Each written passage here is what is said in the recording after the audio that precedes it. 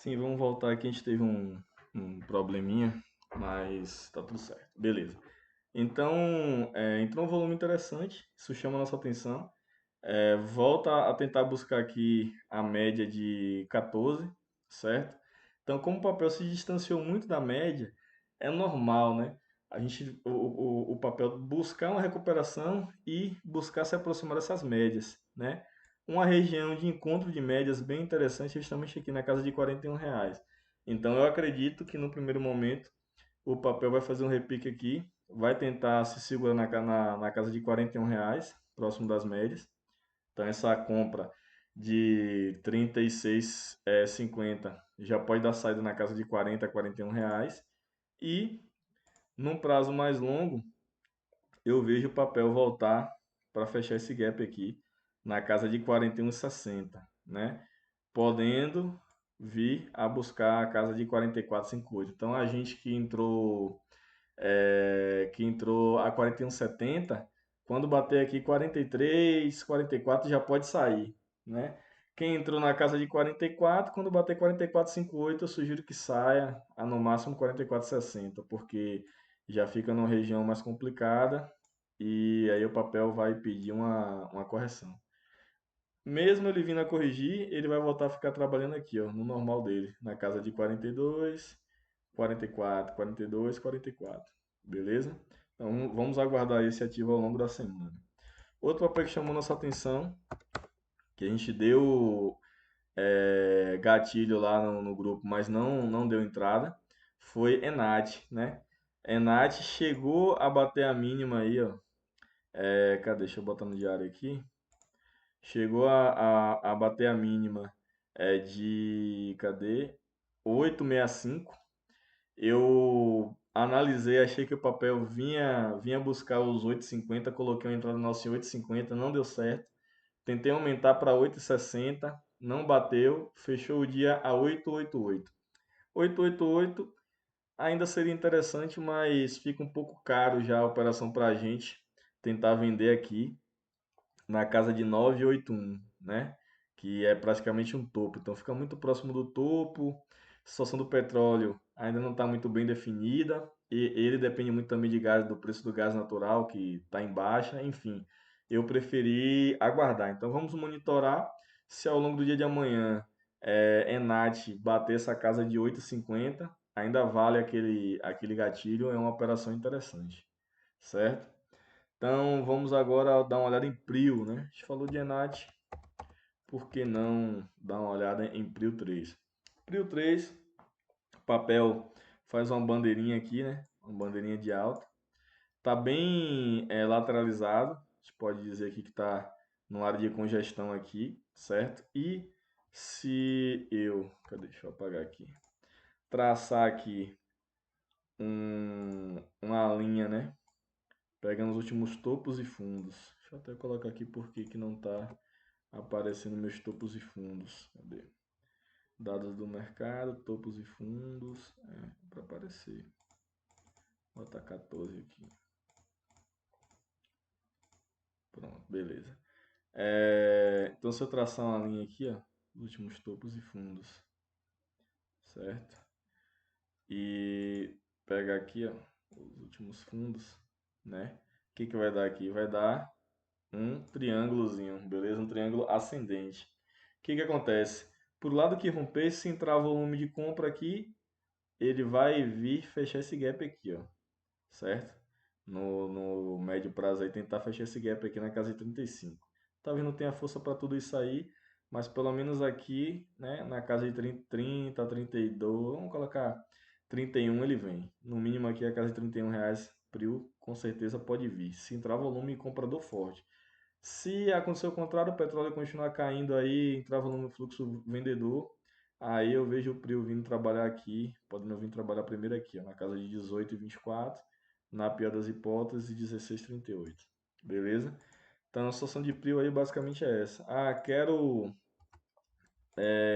ver possibilidade de entrada em Prio aí para essa semana. Vamos dar uma olhada aqui. Ó, o que acontece? A ação está caindo, certo? Formando aqui uma bandeirinha de baixa aqui. Está um pouco distante das médias, então tende a vir buscar. Está bem estável, ou seja, o papel está bem lateral, tem pão lateral, certo? Eu acredito que, inclusive, vejo aqui também um ocozinho, ó, um ombro, cabeça, ombro. Então, eu acredito que ao longo da semana aí, se o petróleo der uma leve queda, volta a vir aqui, ó. Pelo menos fechar esse gap aqui, ó. Na casa de 19,70, 19,80. Então, quer comprar Prio? Eu aguardaria chegar pelo menos nessa casa 19,80, beleza? Podendo, na pior das hipóteses, vir testar esse fundo novamente aqui, ó, na casa de R$ 19. Então, 19,80, R$ 19 são pontos interessantes de entrada em Prio, né? Alvo, né, de curto prazo, na casa de 22 reais, vamos colocar. Então, comprar 19,80, vender de 22, beleza? Então, até anotar aqui. Prio 19,80, alvo 22. Beleza. Outro papel interessante, MYPK3. Por que que eu digo que esse papel é interessante? É uma empresa do setor automobilístico, né? A gente já falou sobre ela até no grupo. Rodas de liga leve, rodas de aço, longarinas metálicas para veículos de todas as marcas e modelos.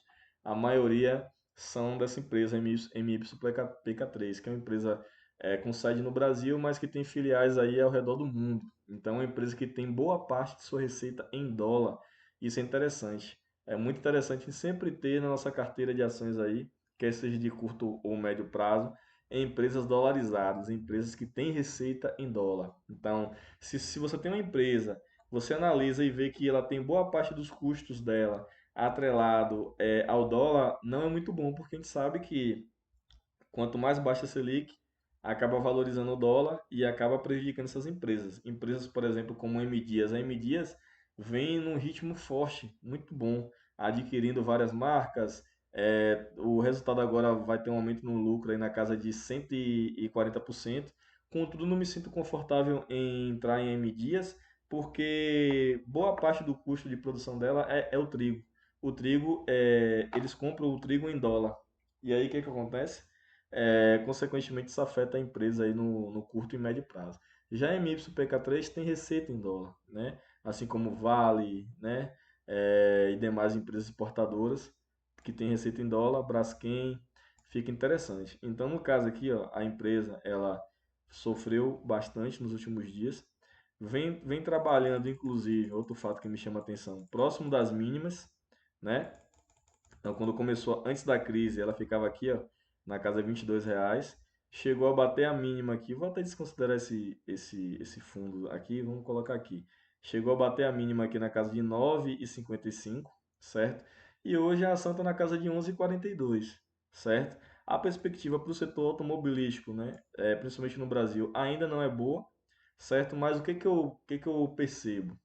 Né? Seria uma aposta interessante, né? Se posicionar antes, justamente te dá um potencial de retorno muito maior. O potencial de risco é maior, mas o de retorno também é maior. O que que eu vislumbro aqui? Com a Selic muito baixa, né? Eu fiquei até de procurar saber amanhã, se de fato as taxas de financiamento de veículo estiverem nessa casa aí no Banco do Brasil de 0,54, se eu não me engano, por cento ao mês, é uma taxa muito interessante. Então vai aumentar o número de financiamento de veículos, né? De venda de veículos. Consequentemente, aumenta a produção, aumenta as encomendas para a MYPK3 e haverá um aumento de receita e uma recuperação no segundo TRI. Ela ainda vai divulgar o resultado do primeiro TRI, que não vai vir tão ruim, né? Não vai vir tão ruim. Por quê? Porque início de ano geralmente é uma época que o pessoal acaba comprando carro, né? Final do ano, início de ano, enfim. Então eu acredito numa recuperaçãozinha aí, seria interessante uma operação aqui, ó, pegando ela na casa aqui de 11,25, né, para a gente tentar realizar uma venda aqui na casa de, não vou nem colocar 13, tá? Vamos colocar aqui na casa de 12,50, certo? Então a gente pegaria de 11,25 para vender 12,50. Um tradezinho rápido nela, certo? Então vamos colocar aqui, vamos anotar aqui que depois eu coloco no grupo lá. 11,25, alvo 12,50. Porque seria uma operação de risco, a gente coloca um alvo bem curto, certo? Outra empresa que chama nossa atenção é Vevar 3. Por que chama nossa atenção? A empresa vinha no ritmo forte, então do fundo até o último topo aqui, a ação subiu 151%, mesmo na crise, subiu 151% do dia 3 do 4 até a última quinta-feira, certo? Só que entrou, olha o tamanho do volume vendedor que entrou no ativo aqui, certo? E já sinaliza, inclusive, uma exaustão dessa queda e há uma possível recuperação. O que acontece? A empresa anunciou um follow-on. O que é um follow-on? É emitir novas ações para captar dinheiro no mercado. Eles estão querendo captar 5 bilhões, né? Isso aí é mal visto pelos acionistas, porque você acaba ficando muito diluído, né? Quando aumenta o número de ações, consequentemente entra mais investidores, contudo aumentou o número de ações. Num possível pagamento de dividendo, por exemplo, ao invés de pagar, por exemplo, a empresa tinha 100 milhões de ações. Aí deu um total lá de 100 milhões de reais para pagar. Vai dar R$ 1 de dividendo por ação. Beleza. Só que a empresa dobrou o número de ações. Então, em vez de você receber R$ 1, você vai receber 50 centavos.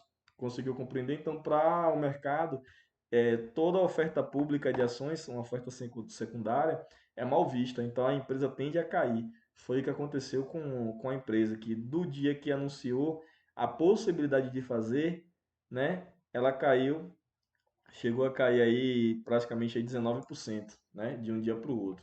Então, para quem gosta do ativo aí, acha interessante, ponto de compra aí interessante aí seria aqui nessa casa de ouro. Vamos arredondar aqui para 8,50. Entrar 8,50 para tentar sair aqui na casa de 9,65. Então, via varejo 8,50 com venda 9,65. É uma operação, né, de risco. Por que eu digo de risco? Apostando que a empresa não fará esse follow-on agora. Então, o mercado vai acabar esquecendo esse follow-on, o pessoal vai começar a se posicionar. A empresa já anunciou que tem interesse sim em fazer, mas que está estudando ainda. Devido a essa reação negativa do mercado, com certeza não fará por agora, ainda mais em meio à crise do Covid e tal. Eu acredito que logo depois da crise a empresa deva fazer esse follow-on. Então, acreditando nisso, seria uma compra interessante aí, nessa faixa de valor, 8,50 para vender de 9,65, beleza? É, uma outra empresa que também anunciou follow-on foi a Centauro, CNTO3, né? Eu vou pesquisar ainda para saber como é que está a situação, se de fato definiram o que vão fazer ou não. Mas a mesma coisa, a ação vinha bem, certo? Já estava recuperando bastante, inclusive do último topo dela antes da crise até esse topo aqui, dá um total de 32% de queda, então a empresa tinha recuperado bastante. E do dia que saiu esse anúncio até sexta, chegou a cair já 22%, né? Ela cai 22% e se aproxima aqui, ó, de um suporte interessante, na casa de 25,41, certo? Ainda está embicando para baixo no diário, vamos colocar no 60 aqui. No 60 embicando para baixo ainda. Vamos aguardar aí o dia de amanhã. Se o papel vir buscar esse suporte mais embaixo aqui, ó, também tem um ombro, cabeça a ombro. Eu acredito que o papel vem buscar esse suporte aqui na casa de 25, 26, certo? Então, vamos colocar aí 25, 25. Seria um ponto interessante de entrada. 25, 25, um ponto interessante de entrada. A gente entraria nessa casa aí de 25, 25 para tentar sair aqui, ó, mais ou menos aqui, ó, na casa de 29, 29,50, vai, 29,50, beleza? Com alvo em 29,50, certo? Deixa eu ver o que mais que a gente tem aqui. E para finalizar, Unip 6, setor químico aí, é uma empresa interessante, boa pagadora de dividendos, certo? E a empresa, ela tá fazendo aqui uma bandeirinha de baixa, contudo tá bem lateral há alguns dias, certo? Aguardando entrar volume. Veja aqui também, ó, por que que eu acho interessante? Porque eu vejo aqui um outro investido, ó, veio caindo, fez um ombro aqui, uma cabeça mais aqui embaixo e agora faz um ombro. Basta entrar um volume interessante para no mínimo, né? A gente não vai nem trabalhar com rompimento, né? Tecnicamente o correto seria o quê? Seria quando rompesse aqui, ó, essa casa aqui de R$ 27 em volume, a gente comprar para tentar encerrar a operação aqui na casa de 30,61, fechando esse gap aqui em cima. Contudo, nosso modo de operar, vocês já sabem que é um pouco diferente, né? Então a gente gosta de trabalhar com suporte e resistência porque fazemos operações mais curtas. Então a gente está vendo suporte aqui na casa de 22, 22, certo? Eu vejo um ponto interessante na casa de 22, 22, com alvo de venda aí voltando aqui a trabalhar na casa de 24, vamos colocar 24,50, 24,50. Então 22, 22 para vender de 24,50, beleza? Então vou até anotar aqui 22, 22 para vender a 24,50, certo? Então basicamente é isso, pessoal, que eu queria falar com os senhores hoje, né? E a gente encerra aqui o nosso bate-papo. E amanhã, no decorrer do dia, qualquer situação a gente informa.